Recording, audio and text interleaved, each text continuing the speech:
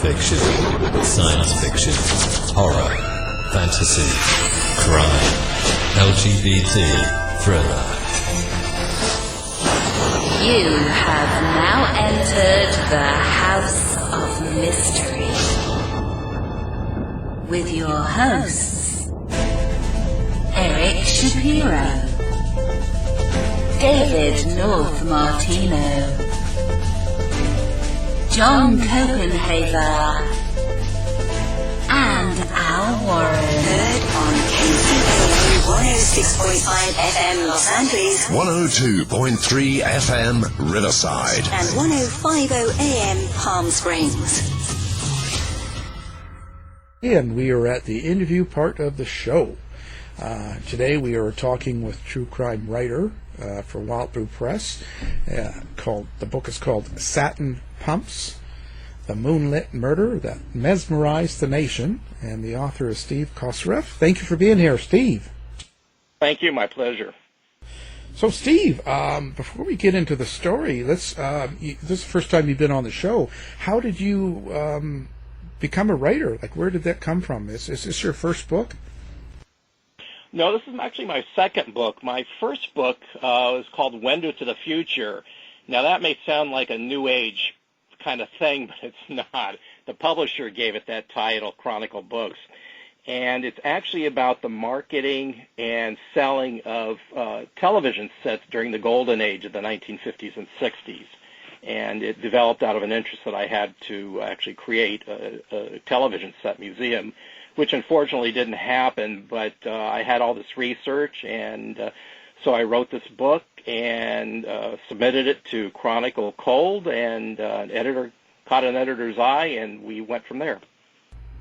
Well, that's interesting, because now you talk about that with the TVs and selling it, and that's the story you've written in Satin Pumps. It's really something from, what, the 60s or the late 50s, I believe. So, actually, the murder took place in 1959. Right. So, what something draws you to that time period, or something, or are you just fascinated with that time period?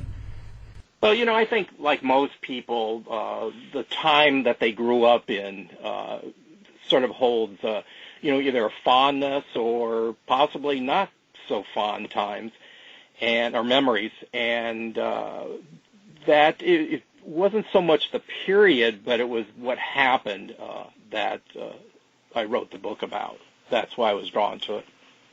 When you go back to this period, I have to say, so when you're talking about a murder that happened in '59, what's it like going that far back, trying to find the information or trying to find people that were alive or still alive now that would talk about it? Well, most of them are deceased. Actually, a couple of the principals, Carole Tregoff is in her early 80s, as does her ex-husband, Jimmy Papa. I really didn't want to interview anybody for this because I didn't want to have, any preconceived notions as to what was going on. And most of the other people who are still alive were very peripheral to the story. So I wrote the book based on my memories as a child, and also did a lot of research as an adult. And I went through 4 newspaper archives, books that were written about the crime, though there weren't really that many. There would be sections about it in books by authors like Dorothy Kilgallen and who's the big British crime novelist. I can't think of his name right now. It'll come to me later anyways. So I went through all of those. I actually got access, and it was some doing to the trial transcripts. I originally believed that they were held by the Los Angeles Superior Court, and it turns out the district attorney's office had a set of them buried in a off-site storage area, probably somewhere in the San Fernando Valley. And it took some doing, and I finally had access to those. It was a limited basis, not as much as I would have liked, but I was able to confirm newspaper accounts where they were quoting the trial transcript, and based on the newspapers, it was pretty accurate because I was able to check it against what the actual trial transcript said. What made you pick this story? Like, this isn't a well-known murder case in general. Well, It was at the time. It actually was the O.J. Simpson trial of its time. Not only in Los Angeles, but nationally and internationally. It made newspaper headlines around the world, on TV and radio. And then, over the years, it's been 60 years, so it's sort of died out. But it was a major case, and I have a personal connection to it. Dr. Finch was our family doctor. He delivered me as baby. Oh. Yeah. Oh, there you go. That is. Yeah, and, he was our family doctor for about 8 years until close to the murder. And so I remember him as a child, and I remember Carole Tregoff as a child. She was his medical assistant at the time, and I remember when I would go to, for office visits. And as I later found out through research, she had a great memory, and she was very good at her job. Did you like them? So you really liked the doctor and Carole Tregoff? From an 8-year-old perspective, I didn't know a whole lot at that time, and so I would say yes. It would have been, my mother is the one, she's no longer alive, but she's the one who would have been, the one who, as an adult, would have been paying attention possibly. And it's funny, years later, we were having a discussion about Dr. Finch, and she goes, when I saw him with Carole Tregoff at the medical clinic, she goes, I knew something was going on. I saw the way they looked at each other. And, in hindsight, yeah, probably, but, what if the murder hadn't happened? Would that have still registered? What made this case become so popular? Because these weren't like famous people. No, they weren't. Dr. Finch was a wealthy doctor in the San Gabriel Valley. His family history, he had family ties to the eastern San Gabriel Valley that went back at least 50 years. His grandfather was a former Confederate soldier who abandoned post because he didn't believe in slavery, and picked up his family and moved and died shortly thereafter. And then his wife, whose name was America, she brought her 7 kids to California to join her older son, who was actually Finch's grandfather. And eventually the family settled in the eastern San Gabriel Valley in Covina, and Finch's grandfather was one of the founding fathers of the city of Covina. And Finch's father ended up became an optometrist, was a co-owner of a jewelry store with his brother. And the Finch name was pretty well known. And Finch was kind of the golden boy. He got whatever he wanted. He stayed locally. He was very close to his parents. He went to a local college and a medical school in the area. And he just was at the right place at the right time. He partnered with his brother-in-law, Franklin Gordon, and they developed the West Covina Medical Clinic, which was just right off Garvey Avenue, which became the footprint for the San Bernardino Freeway. And here we are in the early 1950s, and post-war America, the suburbs are exploding, and the eastern San Gabriel Valley was no different. It was just probably like shooting fish in a barrel for them. They had patients galore because of people moving into the area, and then they started these properties. They also owned the West Covina Labs. So his wife guessed that at the time of her death that he was worth probably around, in today's dollars, which would be about $6 million at that point.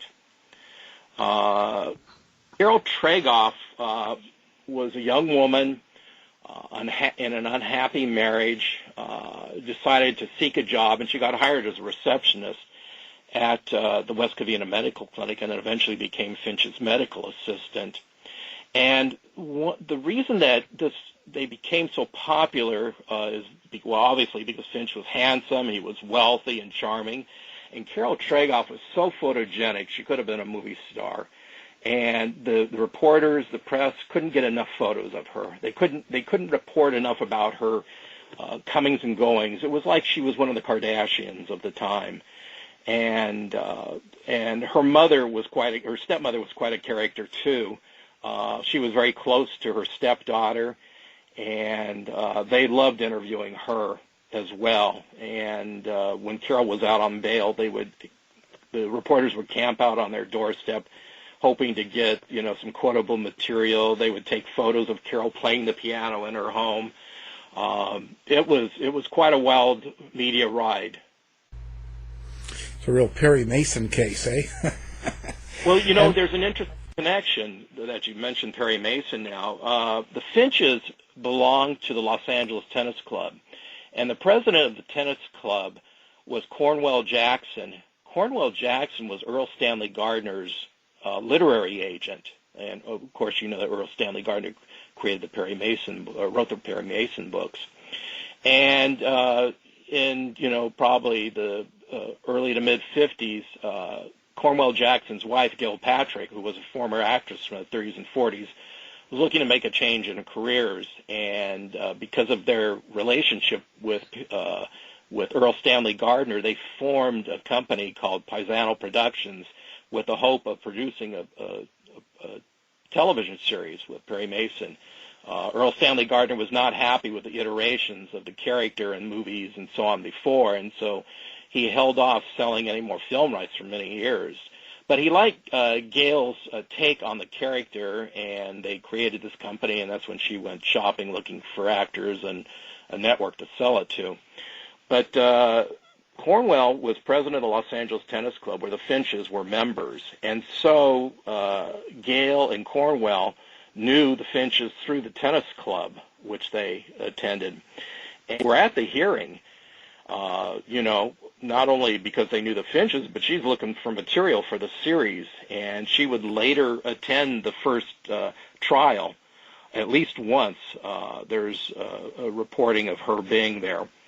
And eventually they did produce a series or an episode of Perry Mason that had a very small connection to the case, where a character tried to kill their wife by sending her in a car over an embankment, which is what Finch's and Carole's original plan was to do, to kill Finch's wife, Barbara. Why not just get a divorce? Well, at the time, there were no community property laws in California. And if a spouse could prove adultery, they could end up with everything, potentially. And Finch was afraid that Barbara was going to do that. And she actually had hired a private investigator, and she had recordings of Finch and Carole in their loveness. They had rented an apartment together, even though he was still living with Barbara, technically. And so Finch was afraid that, she might end up with everything. And so they were looking for a way to get rid of her. And their official story was that, the night that she was murdered, that they had driven from Las Vegas, where Carole was living at that point, to West Covina to talk to Barbara about a divorce. But obviously that isn't what happened. And so they were looking at a couple. Their initial plan was to hire somebody to murder Barbara, and they weren't really very smart street criminals. Carole ended up hiring a con man by the name of Jack Cody that she had found through a couple friends of hers. And Jack Cody, he was more than willing to take the money, but he had no interest in murder. He had been arrested. He was actually on the lam from Minnesota police when he was in Las Vegas. And so, he promised to do it, and they agreed upon a very small sum of less than $2,000. And they put him on a plane drunk to do the murder, and he actually stiffed them. Finch found out it was supposed to be done on the 4th of July weekend in 1959, and Finch found out by calling his home that his wife was still alive when she answered the phone. So they wanted to know what had happened, and Jack Cody says, well, I shot a woman. And Finch says, well, that must have been her friend that she was staying with. So Jack Cody said, well, I'll go back and do it right. And basically he pulled the same stunt again and stiffed him. And now they were forced to basically handle this on their own. They did have a plan B. And what their plan B was, they were going to neutralize Barbara when she came home in her car, placed the body in the car. He was going to shoot her up with Seconal and then an air bubble to kill her. They placed the body in his 1957 Chrysler 300C, which was a beautiful red convertible, and send that car over the embankment next to her home, hoping that it would look like an accident, that there wouldn't be any evidence that she had been murdered. And that was their plan when they drove to West Covina from Las Vegas. He actually had a medical bag filled with these items, which would prove pretty damning during the trials that followed. And when they went to the house, Barbara wasn't there, so they waited in the dark on the front lawn for her to come back. When she drove into the garage, Finch snuck up behind her as she was starting to get out of the car, and all of a sudden things changed. For whatever reason, he hit her with the butt of his gun that he had, and the struggle ensued. She was knocked out once, but she came to, and there was a struggle, and she screamed out, and the Swedish au pair, who was taking care of their kids and was in her bathroom getting ready for bed, heard her scream and ran out into the garage. Now Finch had to deal with two women. While Barbara was momentarily dazed and knocked out, lying on the garage floor, when the nanny, whose name was Marie Ann, ran into the garage, she flipped on the lights, and Finch lunged at her, turned the lights off, and then started knocking her head into the wall. He hit her head into the wall so hard that there was actually an indentation of plaster that photographers later got photos of. And he pulled his gun on her, fired into the garage to scare her, and then ordered her into the back seat of the car. And now his plan was to kill both of them, sending the car over the embankment. Barbara came to. He dragged her and set her in the front passenger seat, and he went around to the driver's seat, and he's looking for the keys to the car to drive it over to the embankment to push it off. And he takes her purse, he dumps all her the contents out on the garage floor. Then it dawns on him, he hears the headlights of the car were still on, and the radio was playing, even though the motor wasn't running. So the keys are in the car, and as he dawns on him that the keys are in the car, Barbara jumps out and starts running down the driveway, and which was pretty amazing because she'd been hit at least twice, had 2 concussions, bleeding. And as she does that, Finch grabs a gun, comes around the other side, and follows her down the driveway. At that point, Marie Ann jumps out of the back seat of the car and runs into the house to call the police. Finch chases Barbara down the driveway, and his parents lived in a house that was just on the other side of the private drive, down about 7 steps from the driveway. And as Barbara's running towards you, she's already broken one high heel, and she starts to run down the 7 dirt steps into her in-laws' yard.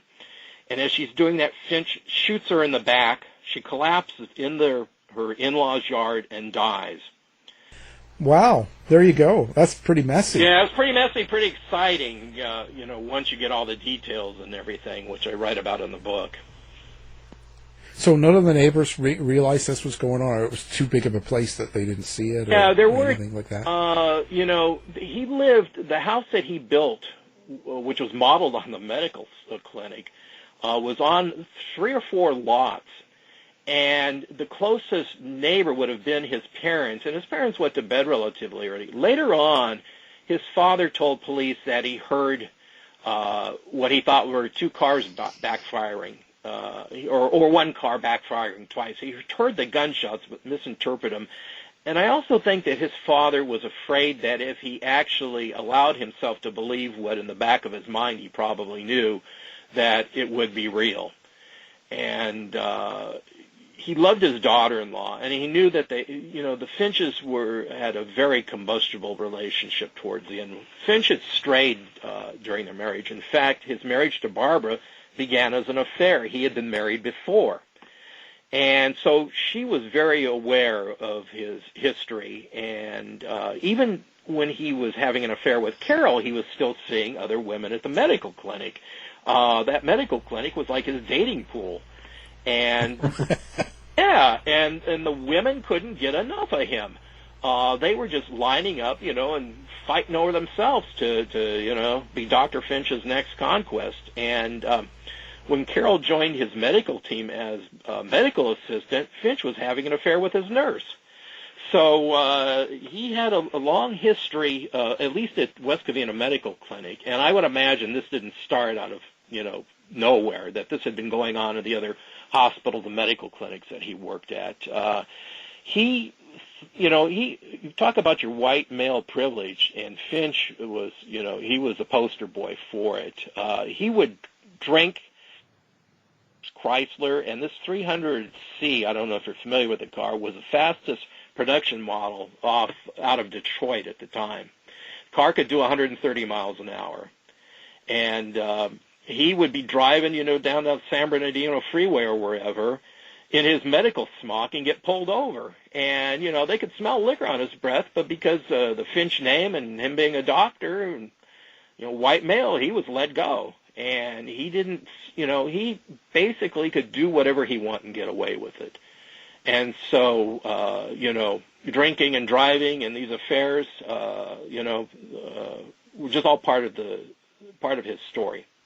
Well, and they were different times back then too. That stuff happened all the time. It did to an extent, but I don't know to the extent where most affairs didn't end in murder.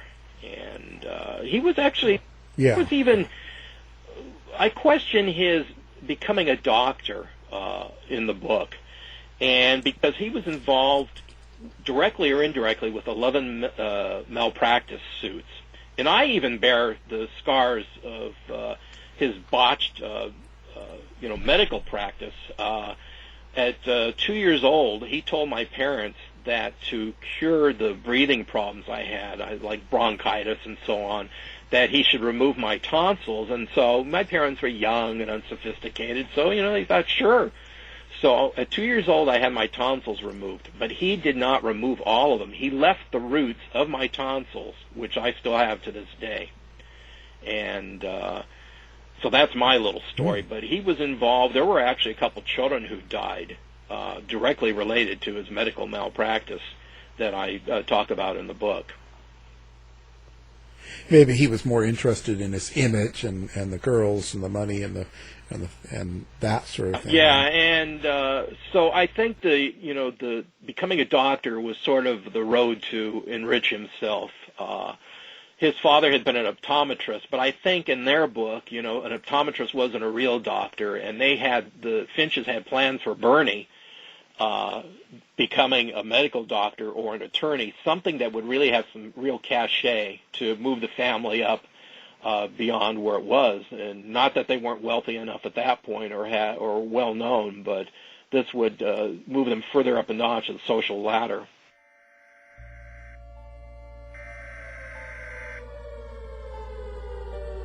We interrupt our programming.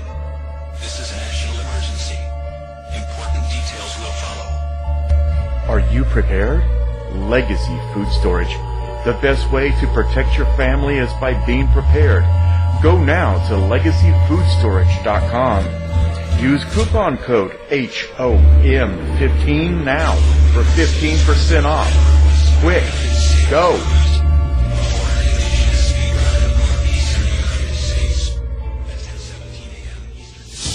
You're listening to the House of Mystery radio show.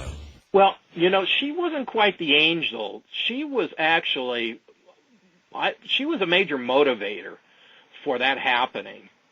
And I think she wanted to become the third Mrs. Finch. And she was married to this guy named Jimmy Papa. He was a culture model, thought very highly of himself.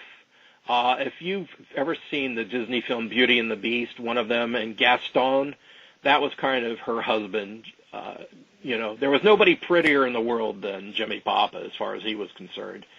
And yet his wife was very beautiful. And he was sort of wrapped up in himself.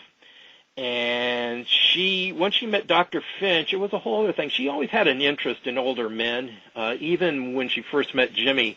And after they're married, she was still seeing older men, probably twice her age.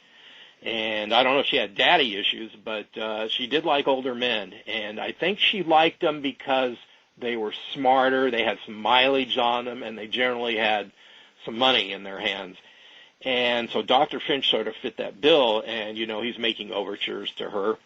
And they didn't just hit their sexual relationship right off the bat.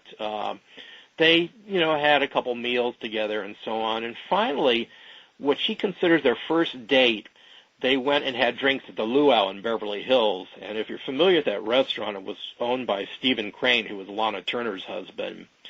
And it was one of those Polynesian-themed restaurants, which was, the rage at the time, and Finch loved them. And so they were drinking Scorpions for two, and those drinks are pretty much killer. And I imagine that they were there till the restaurant closed and either left or were asked to leave. They got into his Chrysler convertible, and they drove up into Hollywood Hills there, parked, and were admiring the view down below. And eventually Finch drives her home, and Jimmy, her husband, is waiting for her. It's 4:30 in the morning when she finally rolls into their home in La Puente. And, of course, he wants to know where she's been all this time, and she's not forthcoming. She doesn't give him too much. So Jimmy thinks he's going to teach her a lesson, so he calls Finch's home, not knowing that's who she was with, and said, Carole is not coming into work this morning. She's been out all night. And my guess is that Finch just started cracking up and had to muffle the laughter and said something like, oh, I know something about that. She can take the day off, and probably just was cackling like crazy. Actually, I describe what I believe was the scene when that happened in the book. And so at that point, Jimmy was starting to get a little physical abusive. And, you can't blame him because his wife is cheating on him. She won't tell him where she's been. And he's already heard some suspicions. Barbara Finch called him earlier, and he actually went over to her house, and she figured that Jimmy was the key to breaking up Finch and Carole's relationship. And he told her, he'd heard stories that they had been seen in Palm Springs together, but, he thought it was just gossip. They worked together, so they could have been seeing a patient, and Barbara was telling him no, that she didn't believe that was the case. And then Jimmy says, well, why don't you get a divorce? And she says, I've been married before. She says, I don't want a divorce. And she enjoyed being Mrs. Finch. It gave her, she had social cachet.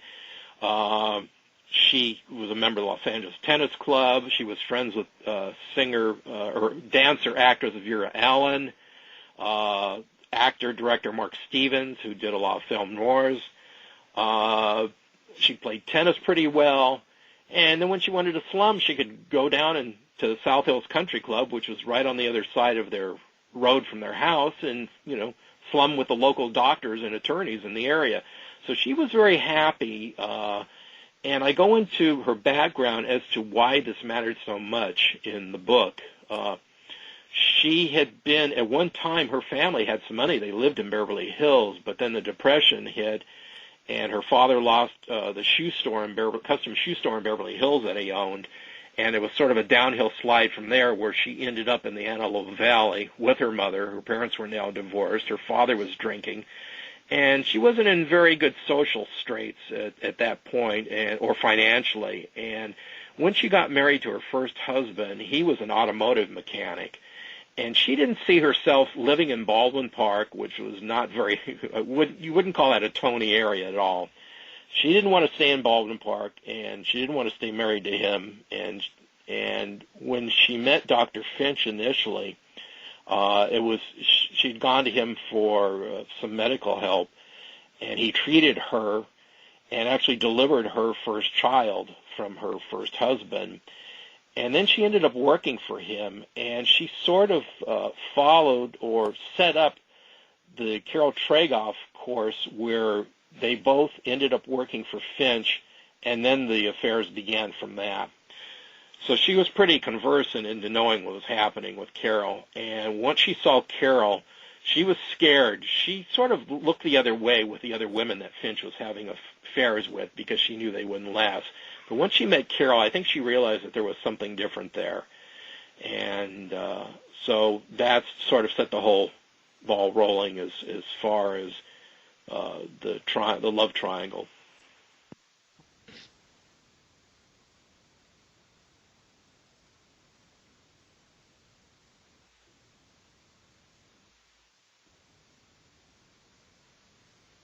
Well, I think they had, when after Finch murdered Barbara and fled, he ended up stealing a couple cars, and it's quite a story as to him doing that and driving to Las Vegas back to Carole's apartment where he met up with her.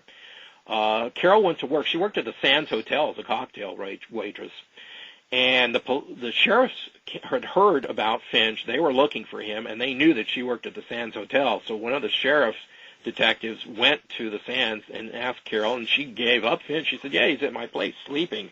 They went over there, and they arrested him and held him until the West Covina police could fly into Las Vegas and pick him up.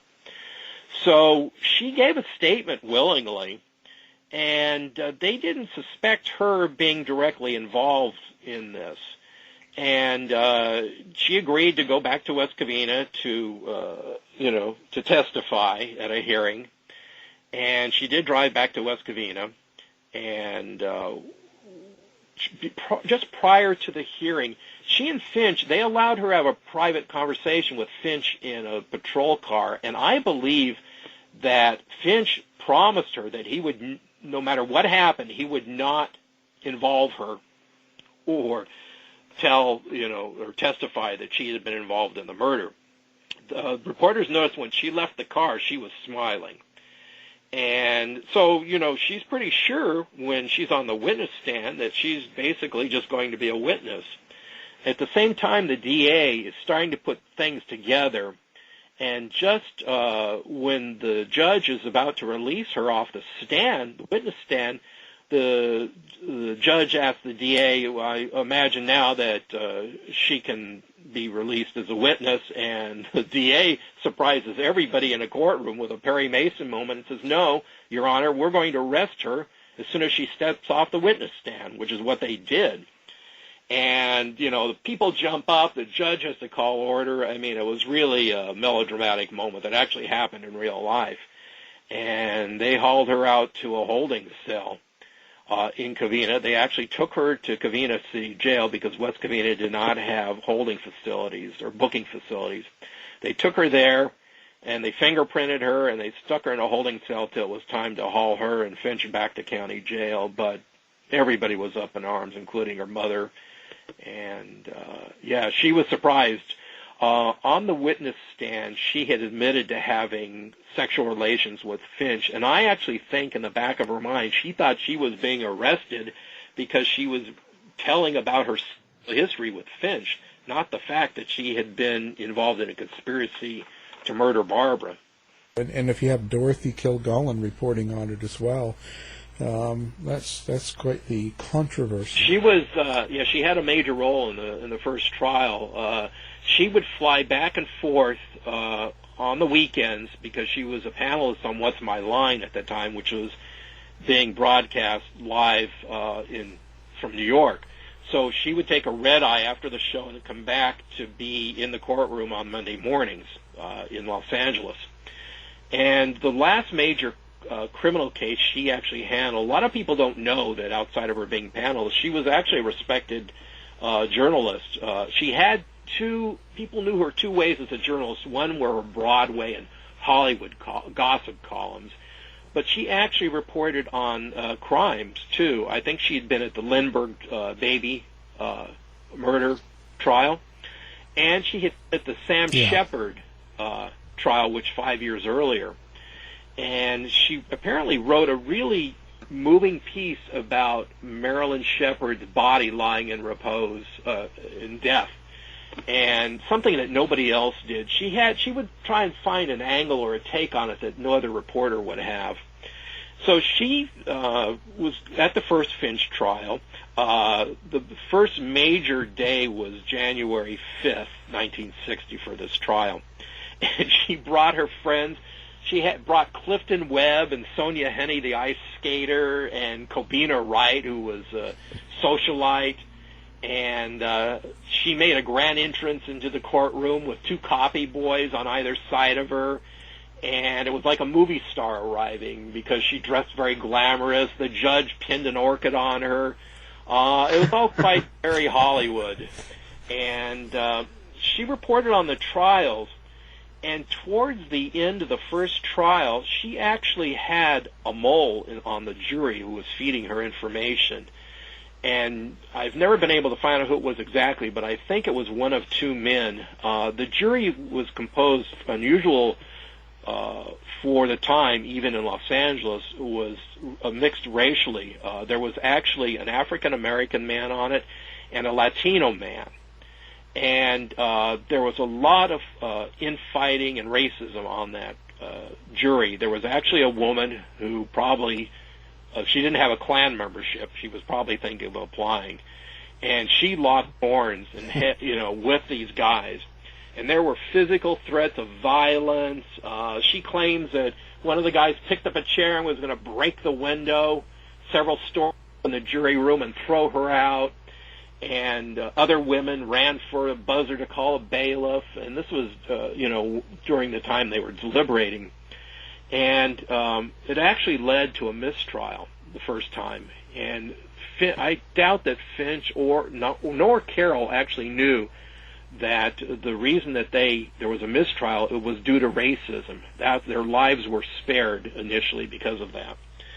And Dorothy Kilgallen, once the jury was finally, when it was deadlocked and they were released, she was waiting out on the sidewalk of the courthouse, and she spotted the African-American man and the Latino man and called them over. And she had been tipped off about a taxi phone, which is hidden behind a bush on one of these buildings, and she invited them for drinks. She ran over to where this taxi phone was hidden behind the bush, got on it, got a taxi, and they were whisked to her suite at the Ambassador Hotel. And she's talking to these guys, and one of them happens to have kept a journal and pulls it out of the trial proceedings. So now she's got some major fuel, and she wrote about, many columns about this trial, particularly having this inside information, just as the first trial ended in a mistrial. Yeah, she had quite the life. Quite the life. Do you think she killed herself, or do you think she overdosed, or someone killed her? There's a lot of conspiracy theories about that. I actually think that she overdosed, and it was probably accidentally because they found her body. She was fully dressed, reading, I believe. And I don't think that that she committed suicide. I think it was accidental. And she had been doing a lot, as you probably know, been doing a lot of drugs and drinking at that point. She was in an unhappy marriage. She was very fond of singer Johnny Ray, and he was most likely gay, and that wasn't going to go anywhere. And and she had a penchant for young men. There were a couple bailiffs at the Finch trial she was just goo-goo eyes over, and she talked about them in her columns. And in fact, she got one of them a screen test at one of the major studios. And, when you see photos, these guys appear in some of the press photos, and they were handsome. But she loved younger men, that's for sure. So there's a couple of trials. How did it end up at the very end of it? What happened to Dr. Finch and his girl, Carole? Well, they actually went through 3 trials, and the prosecution and defense teams thought it might even go into a 4th. If it had gone to a 4th, it would have set a record. Would have been the first court case in California that had gone through 4 trials. But by the time the 3rd trial hit, a lot of the hoopla had died down. They were in a smaller courtroom, and everybody was focused. They wanted to get to a finish line. And so everybody was doing their jobs at this point. There wasn't a lot of nonsense going on. And finally, what the thing that tipped it off is all the juries had gone to the Finch home and walked the grounds to see, get a sense of really what went on.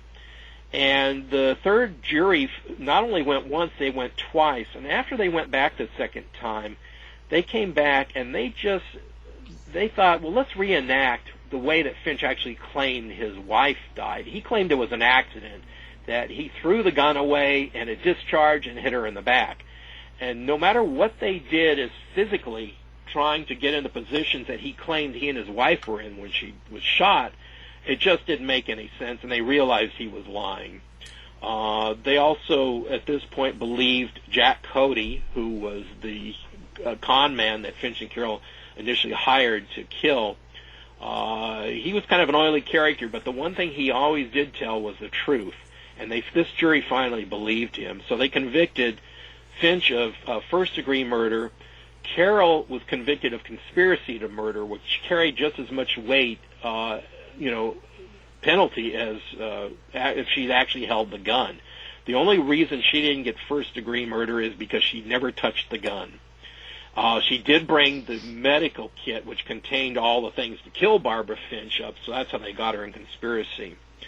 And at this point, there was a week between the time that they were convicted and the time they were sentenced, and they could have really been put in the gas chamber. And at the time, just recently, Carol Chessman, who had been convicted of rape and had fought the death penalty for 12 years in San Quentin, he was finally executed for rape. And here Finch and Carole were convicted of murdering his wife. So it looked like they could well have received the gas chamber as their penalty.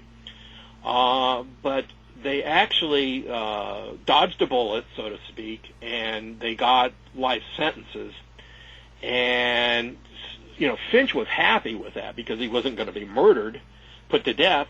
But Carole, being so young, the first thought that crossed her mind is, I'll be an old woman by the time I get out. And so she broke down and got out of the courtroom as quickly as she could, leaving Finch behind. And they did serve time. She served about 8 years. I think she was released in 1969. She assumed another name, but she stayed in the area, and she stayed in the field. She ended up working in the records division of Intercommunity Hospital in Covina. She worked there for several decades and then finally retired, and all her co-workers knew who she was. They wouldn't ask her or talk to her about the case, but when she was out on vacation, they'd all get together and gossip about it. Yeah. And as far as I know, she's still living in that area. Finch ended up, he got a job in Missouri once he was finally released. I think it was 1971. And he lost his medical license finally at this point, and he went to Missouri as an x-ray technician. There was a small town there that wanted him. He tried to get his medical license back while he was in Missouri and actually took, the necessary exam and everything, and it still didn't happen. He finally came back to California and got his was reinstated, got his medical license back in 1984, and moved to Rancho Mirage near Palm Springs. And for the last 11 years of his life, he practiced medicine. He died of natural causes, and he's buried in the same cemetery that my parents are, along with Barbara, who's, I found out, in an unmarked grave, and there's quite a story that goes with that. Oh, boy. I'll tell you, this is a case. So you like writing true crime? I had fun. This is kind of a memoir. It's kind of a hybrid because interweave my story in and out, mostly in the beginning. You get some background. So, because both Finch and I grew up in Covina. Obviously we're 30 years difference. But you can see I'm sort of in a lower middle-class family, and he's in a wealthy, socially prominent family. And you could see how sometimes things can go wrong with that. Oh, yeah. Yeah. So what's your plans next? You're going to do another true crime, or are you going to do something else, or are you going to quit writing? Right now I'm trying to sell this as a limited television series. I really think it would be a great 10 to 12 part limited series for like HBO, Netflix, FX. So I'm in the process of trying to sell the film and TV rights and hopefully have an active part in writing it and producing it. I am working on another book, which is actually a memoir about my father's 20-year battle with Alzheimer's and the effect of that on our family. And so I'm working on that. I don't have any other plans for a true crime book at this point, but who knows? Yeah.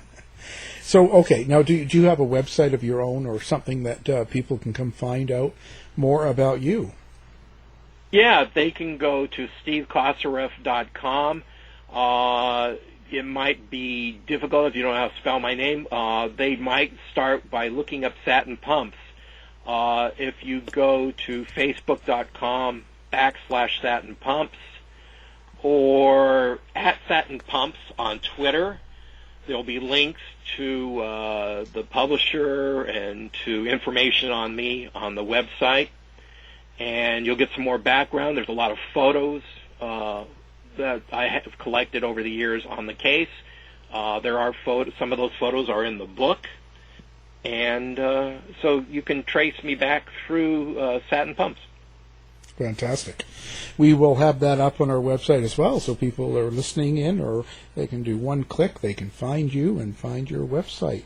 So, wow, what a story. This is a great book and a great story, and thank you very much for coming on the show.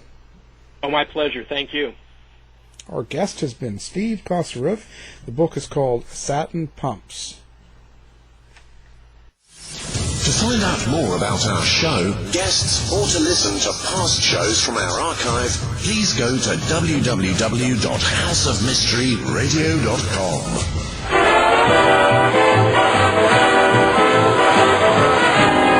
The mission has been completed. The end! By George, he's got it! It is the end! I'll see you. If you're lying to me, I'll be back. This has been a production of Something Weird Media.